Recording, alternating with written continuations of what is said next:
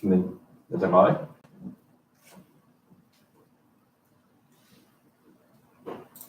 Cool. Do we have confirmation they can hear me? Hey, Bob. Hey there, how you doing? I will get confirmation. We're just saying, Holly, we were looking at your profile earlier. You got a good profile. Yeah. Time for an update, I think. It says we have one viewer, so I'm gonna say yes. Okay.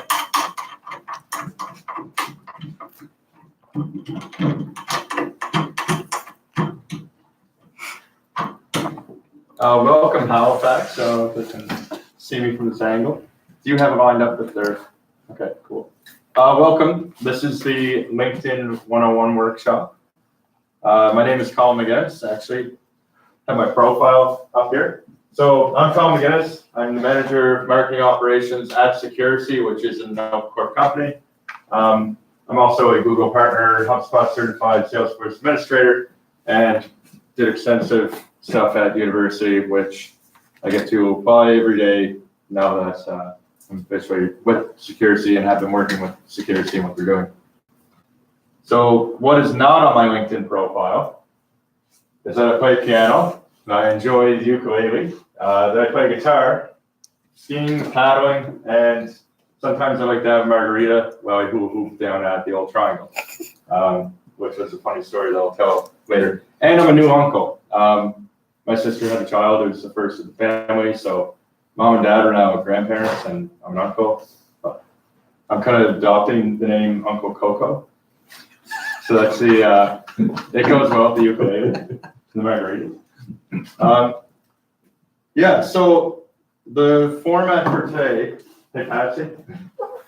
The format for today is that there's like 3 sections that we're basically going to do. First section is going to be the sections of the LinkedIn profile. The second section is going to be how to grow on LinkedIn. And then the third one, we're actually going to get hands-on and like you guys brought your laptops and stuff. And then we'll have to play. This is the duration of how I see it. So the presentation is going to be pretty short. And then we're going to put the remainder of time on the hands-on stuff. Just before I get started, and this is for the people in Halifax too, are you guys like, I don't see people looking for jobs in the room, I don't think anyway. There's like different ways you can optimize your profile if you want to get a job, or if you're looking for, if you're a founder, you're looking to grow, or if you're just looking for professional development and you're trying to enhance it. I've tailored my presentation assuming that founders want to grow.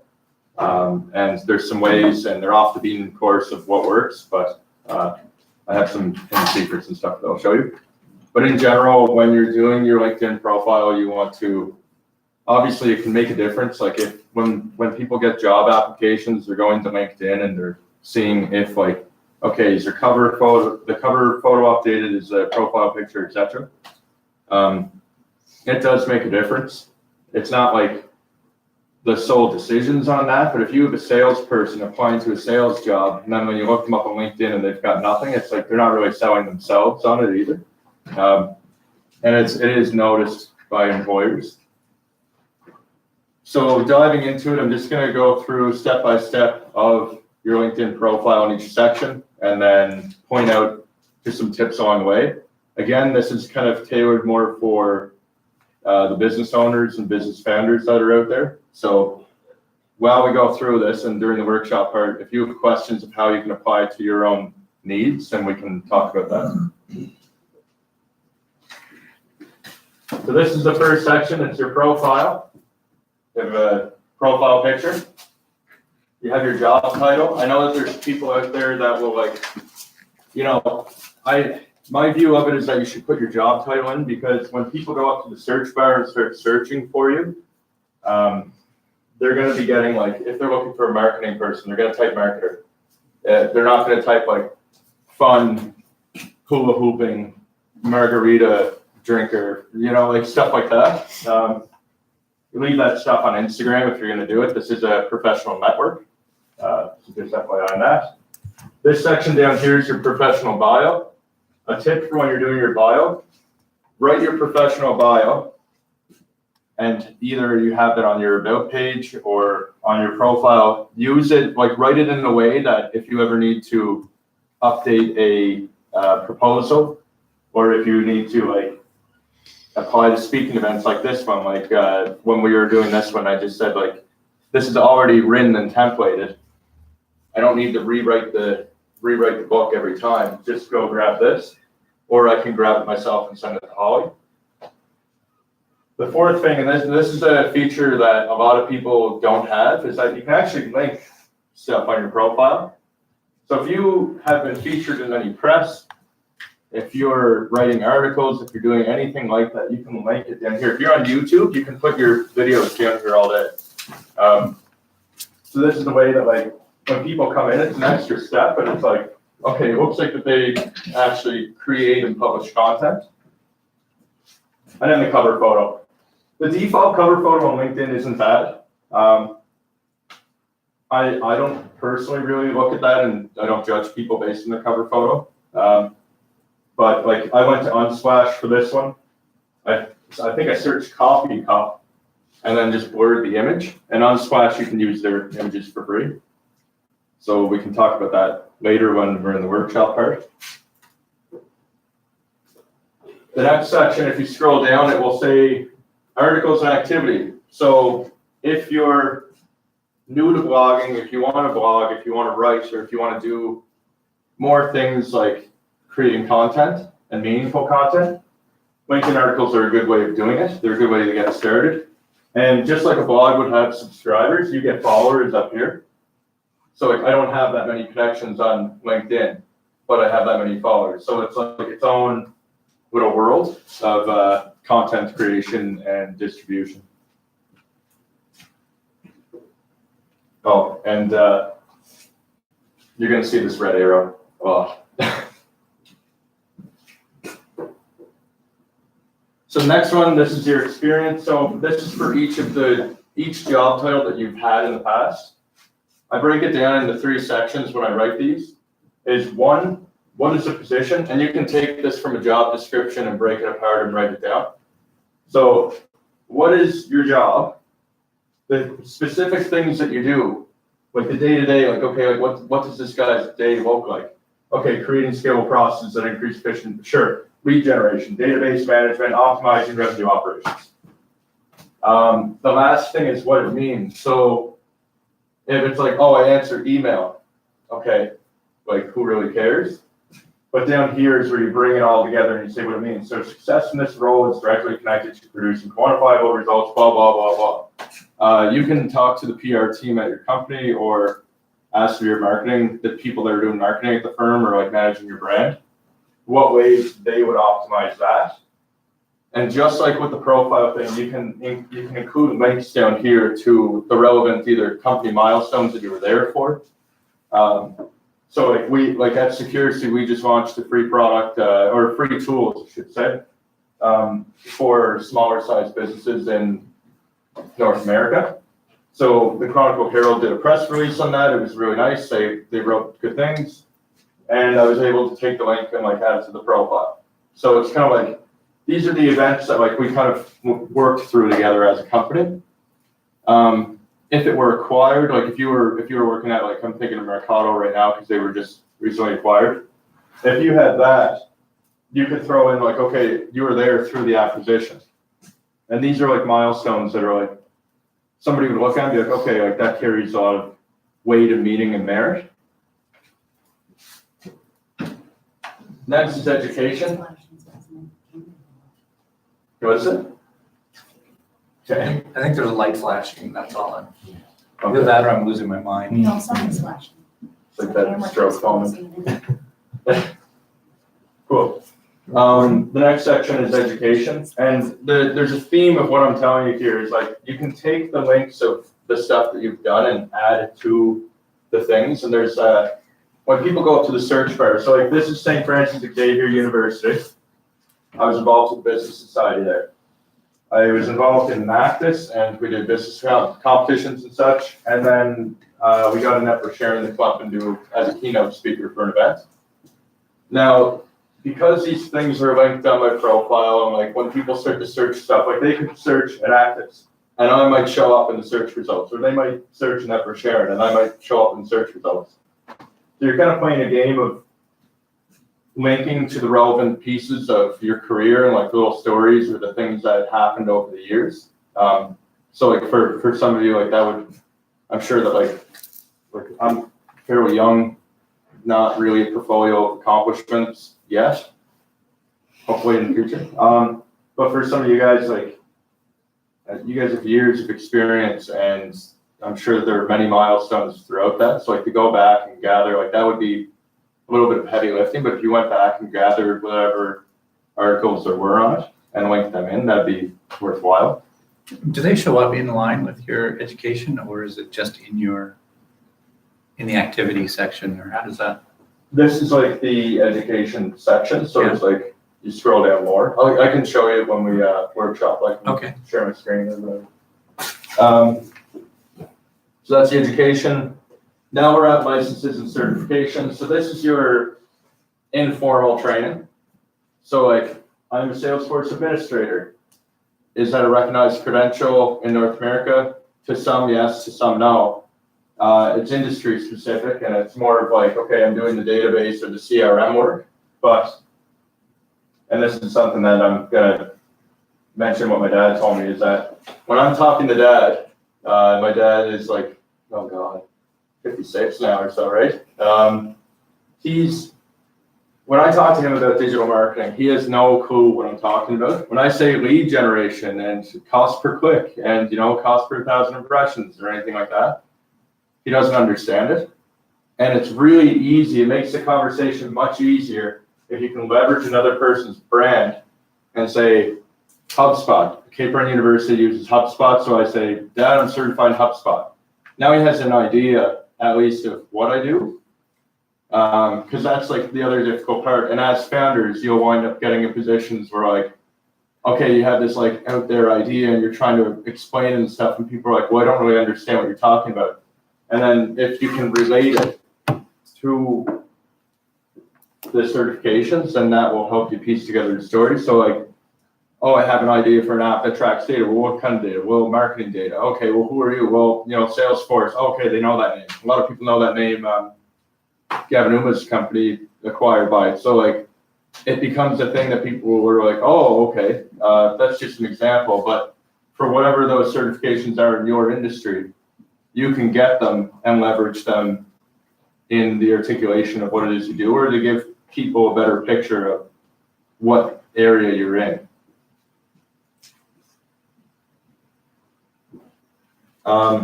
Skills and endorsements. It's good to list them.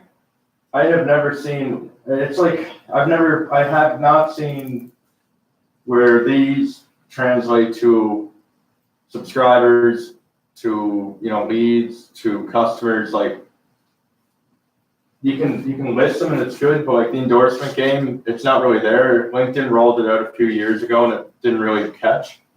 It probably did for a little bit there, where like people are like, oh, I'm gonna write a review. Like, you could recommend people.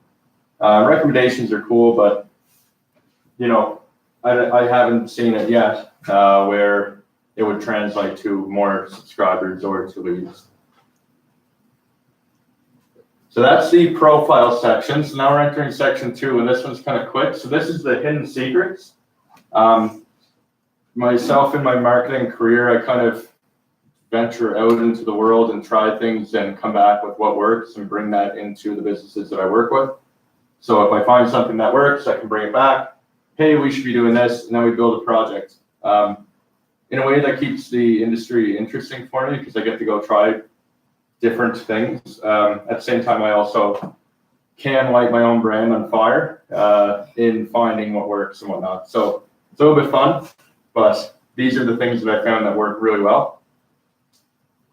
So here's my followers. I have 1,700. I have 471 profile views, and post views 580. These are really good numbers. I also had 1% battery on this day. My phone when I was doing this. I'm gonna show you how I do that, like specifically. It's not really magic, it's kind of like, I never really thought of doing it that way, or maybe you didn't know that there was a button that did this stuff. So when you go to the home page, LinkedIn, and you have what you want to talk about, and you can write whatever, your article, whatever you do, you can write text, whatever. After you publish it, there will be a button that says Post Insights. You can click that, and that will tell you this. 39 people have the job title marketing specialist, public relations, salespeople, founder. When I started my blog, I really leaned in on founders. I was like, this is going to be the blog for founders. More and more as I posted, I started to learn, okay, my audience isn't really founders. It's more of like the marketing people. So then, and that's good because like I am a marketer and that it made sense was what I was arriving at. So I took that insight, marketing specialist, created a blog post for marketing. And the other thing I want to add too, this was not produced written for keywords. Writing for keywords is great, but it also kind of makes your content look like a robot and how it functions. So I kind of, it goes against the things I learned in school, was to not write for keywords, but I basically tossed keywords out aside and then just focused on what would marketing people, specialists, like people kind of early in their career, what would they want to learn? Produce the content, get the results. So then you just keep doing this again and again and again. The clicks go up. Your average session duration, I made a post the other day on Facebook and it's getting like 5 minutes and 30 seconds on my website. Like that's like, I'd say like 2 minutes, 30 seconds would be a good one. Would be a good benchmark. But 5 minutes I was bored with that. Your likes and shares go through the roof, and your followers go up. So it all starts with a post. So if you are a manager and you're like, hey, we got to do more marketing, we need to do more stuff, you can even just go on and make a post. You don't need to do this regularly, just to find out who are the people that are even in your network today. And if they don't match with who you're trying, like if I did this and it said developers, but I'm writing about marketing, I would be like, okay, I need to change up my audience, or I need to like connect with more marketers, or reach out to more marketing people. And that's been helpful too. So these are things that you guys can be doing. There is a summary and how to on my website, colinmacinnis.com/blog. There's a bunch of useful tips in there, but this is a specific post that is on that. And then there's also how you can apply the same thing to your LinkedIn, or not LinkedIn, Instagram. So like on Instagram, you get post insights and it tells you, and those images on those screenshots also were at 1% battery on the phone. That was like the one comment, you write this stuff and then you think like, nobody's gonna read it, or like you get people to come in. So it's like, okay, you get like 500 views on a post and then there's no comments and there's no likes, there's not really much engagement. So you're like, all right, but the view time is there. And then the one comment that comes back is charge your phone. So it gets kind of fun. So that is it for the presentation. I know this was very short. I want to spend the rest of the time actually workshopping because I know that will actually help you if we get our laptops up and work through stuff. I figured at this point I would float around and like we would go through the profile. You guys in Halifax, you're welcome to like hang on the line or like keep me here if you have questions. I'm going to stick around and like work through it. I do want to say thank you to InnovaCorp because frankly, in the world of marketing, I am a very small nobody, and to see events like this and thinking of me, that helps me make those strides forward, and I really appreciate it. And then security, I do have a full-time job. I blog on the side. It's a website I've been building up and growing, but ultimately my job is at security, and they've been really helpful to me, allowing me to do my MBA and allowing me to come here at 1 PM on a work day to help you guys out. So just want to give a quick thanks to them. They have a security, we launched a YouTube channel for them. If you guys want to subscribe, they have some tips. one of our videos is doing quite well. It's like how to secure your business for free. So feel free to like watch that. And it gives you like a list of like the tools that you can go use today to do that. So that, thank you. Colin, can you talk a little bit before you go into the workshop Sure. about like if people were kind of going to like dip their toes in writing their first post on LinkedIn, like what they might want to consider, like depending, like I guess if you're an entrepreneur, Yeah. maybe like some good general topics and like what it should look like in terms of length and stuff like that. Length, I can tell you that the benchmarks that I've seen, it says, 2,000 words, or between 1,200 and 2,000.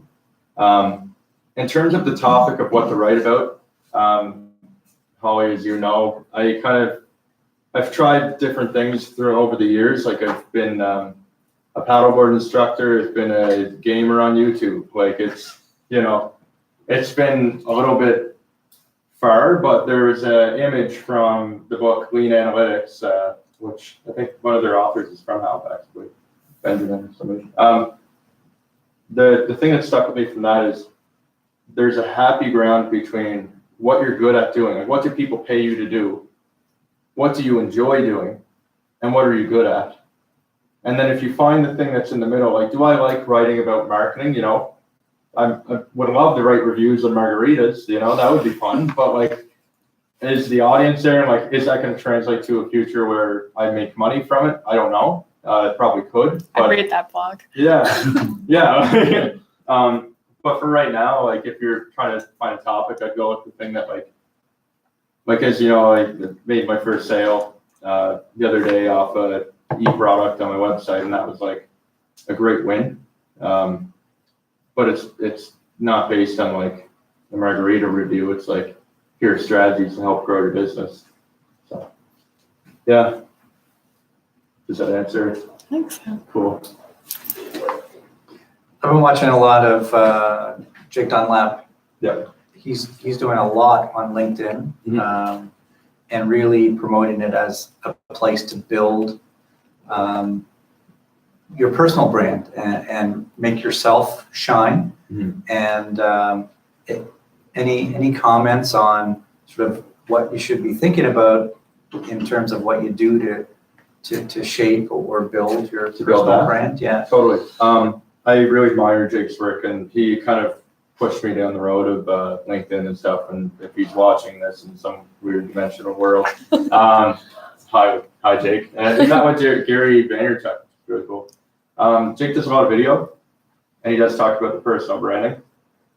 The things that I've seen the most return on investment for in terms of LinkedIn is leaving thoughtful comments on people's work, and like not making it about sales, which there's can be some people be like, love what you're doing, check out my website, blah blah blah, or like love what you're doing, oh I totally agree, I had this blog post, blah blah. Like even that is kind of salesy. So it's just like it's replying the comments, which is a bit challenging if you have a large network, but following hashtags and stuff that comes in. Something that I've been exploring with is just direct messaging people in my network.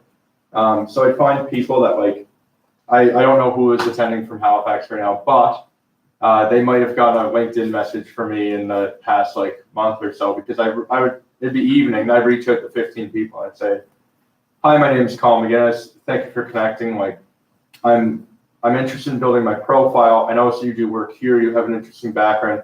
Is there any way I could help you or your team out? That's how I've been seeing most of it, because then you work with cool companies or you meet cool people through that, and the response rate isn't great. But if you send 100 messages, you might get 15 back.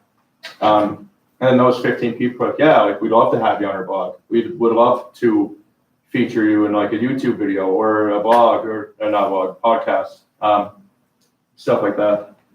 So Colin, are these just like random people that you found that just look interesting to you? Like, yeah, I go through their profile and go to their website and like see that they're like actually out there growing. Like if I reached out to like just a random person, kind of random, but like when you look at a profile, you're like, hey, they actually update their profile. They have a professional career. I'm young. They have more experience than I do. can I, some way, you know, like, But they're not necessarily someone that you've met in real life. no.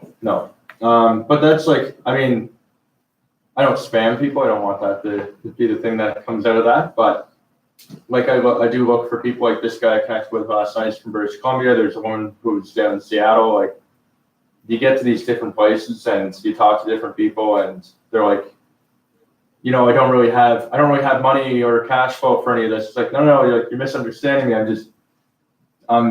You know, I just want to help. And that's like an idea that like they don't understand. No, like, I'm actually here to help you. So it's been neat. Like, you meet cool people, and that's like kind of a tip in how you do business outside of Atlantic Canada. So what kind of time should I be putting into just maintaining, not building? Yeah. But just maintaining? I'm busy enough outside, but I want to keep an up-to-date LinkedIn profile.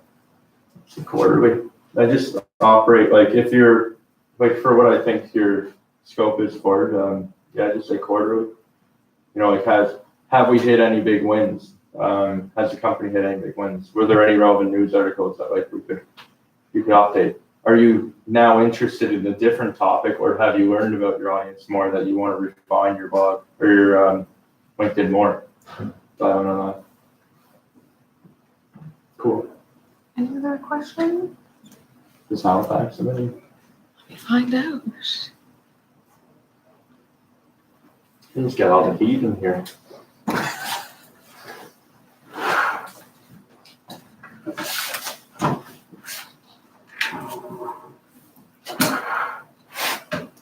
I have one more while we wait to hear if Halifax has any questions. In terms, I know last year when we did sales training with Jake, he talked about how like original content is kind of king on LinkedIn. So is there like no value at all to sharing? Like, have you looked at that? Like sharing other people's? Because I'm definitely guilty of that. Like, I go on LinkedIn, I'm like, oh, I should look alive. And then I like share something and go off LinkedIn again. Yeah, like this is one of the items that I'm looking into right now for Darren Gallup. It's, in my opinion, it's always good to create your own content. I don't know if I'm leading into weird questions here, but create your own content somewhere where you own it. So like, yes, there are LinkedIn articles, and it's a good way to get started if and when you're ready to take the plunge and like really start writing on your own. Make a website and go for that. Right now, and as I understand, which is not a legal perspective at all, don't take this is like, you know, word of the, yeah. When you post on LinkedIn, you enter into like a Creative Commons contract with them, where they technically own the content that you produce and publish, but that like if you can't like commercially sell it, or like there's like limitation. It's the same as a Creative Commons license. It's like what you create is in that Creative Commons license. Like you can't take an online course, rip it down, and then put it on YouTube for free and like under somebody else's thing if they have that license as commercial property. Again, not a lawyer, that's what I know about that. And sharing other people's content, I mean, that's a good way to do it too. If you're like, I want to be known for public relations. Right. Grab stuff in the public relations space until you start like writing about it yourself. Oh, you just lost your presentation. That's all right. All right, I don't think we have any questions from Halifax, so Cool. maybe we'll say bye to them. All right. Well, if any of you have questions, reach out to Holly or Bob or myself, and we'll get in touch. And if you want a copy of the slides. I already sent it to them. Okay. Cool. Did you send them the not this version? I did send them that version. Oh, okay. I think. I had a cool I hope thing. it was that one. I had a cool image on it, but I removed it. Anyway, thank you very much.